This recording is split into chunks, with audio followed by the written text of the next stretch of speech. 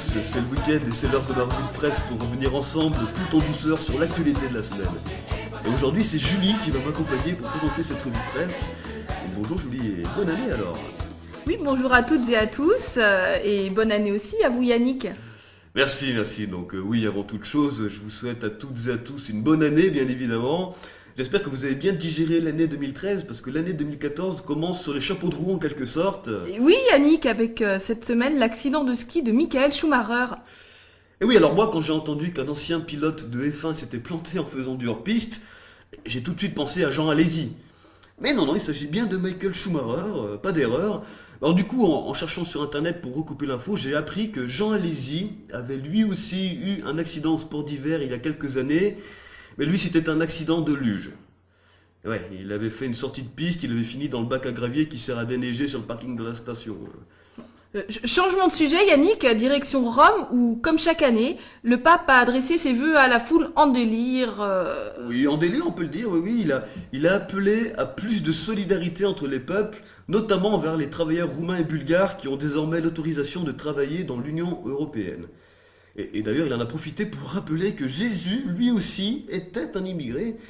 Il y a même des scientifiques récemment qui ont affirmé que Jésus était bien basané, contrairement à ce qu'on croit habituellement. Bon, il n'avait pas non plus une tête de Pakistanais, hein. Il vendait pas des roses dans les restaurants de Nazareth. Hein. Mais bon, quand tu passes toutes tes journées à te balader dans le désert, tu peux pas être blanc comme un cul non plus. Hein. Non, pour en revenir au discours du pape, c'est vrai qu'on a encore malheureusement aujourd'hui des idées reçues sur tous les gens qui viennent des pays d'Europe de l'Est. Et oui, mais c'est vrai que c'est pas facile d'oublier les préjugés. Moi par exemple, il y a quelques temps, j'étais sorti avec une fille roumaine. La première fois qu'on s'est roulé une pelle, j'ai recompté mes dents. Bon, il me manquait 2 molaires et une canine. Bon. Après, on a passé la nuit ensemble chez moi. Le lendemain, quand je me suis réveillé, elle avait embarqué tous les câbles et la tuyauterie. Oh bon. Non. Elle avait aussi emmené les rideaux, sûrement pour se faire une robe ou une toile de tente. Bon. Est-ce que c'est pour autant une raison pour faire d'un cas une généralité? Eh bien, je ne crois pas, Julie. En tout cas, je m'y refuse. Vous avez raison. Bon, cette semaine, dans l'actu, on a aussi appris la libération du prêtre Van den Bussche, ancien otage au Cameroun et libéré sans rançon. Oui, alors il a été libéré, tenez-vous bien, par compassion. Mais c'est quoi cette histoire? Depuis quand on libère les otages comme ça pour bonne conduite? Ils ont plus de couilles, les terroristes, ou quoi? Oh bah il a été sage, alors on vous le ramène. Non mais sans déconner, c'est quoi ces terroristes à 2 balles? Sans rançon, tu fais comment pour acheter des mitraillettes et des 4x4? Tu te balades en chameau avec un lance-pierre? Non mais n'importe quoi, 2014 ça promet, hein. Et enfin Yannick, pour finir, vous vouliez aussi revenir sur le buzz de la semaine, la fameuse quenelle de Dieudonné. Oui alors, geste antisémite pour certains, geste antisystème pour d'autres, c'est selon, mais en tout cas c'est incroyable les proportions que ça a pris cette quenelle. Hein. Et surtout la pub que ça lui fait à Dieudonné. Déjà qu'il avait des millions de vues sur YouTube, alors là... Du coup moi je me suis dit qu'en tant qu'humoriste, ce serait bien que j'invente un truc pour faire le buzz à mon tour.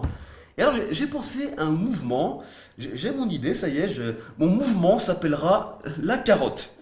La carotte. Oui, c'est pas mal ça, la carotte. Oui, c'est pas mal. Ça pourrait même devenir un emblème, un mouvement anti-système. Et surtout pas antisémite, hein, je veux pas d'emmerde. Et puis j'ai rien contre les juifs de toute façon. Non mais c'est vrai que, en général, on a tendance à sous-estimer les vertus subversives de la carotte, mais moi j'y crois dur comme fer. Hein. Alors, je vous invite donc, vous qui m'écoutez, à rejoindre le mouvement, à vous armer d'une carotte et à la brandir vigoureusement, la main levée en signe de protestation. Avec un peu de chance, ça va être mal interprété, ça va faire le tour du web, et donc une superbe pub pour ma revue de presse.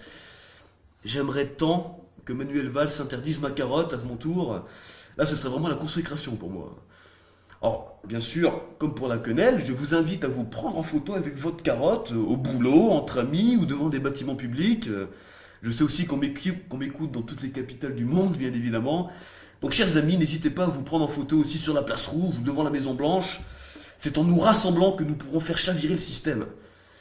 Et sachez que la plus belle photo sera récompensée par un petit cadeau surprise. Genre 1 kilo de carottes. 1 kilo de carottes, par exemple, râpées ou en rondelles, on verra, ce sera selon.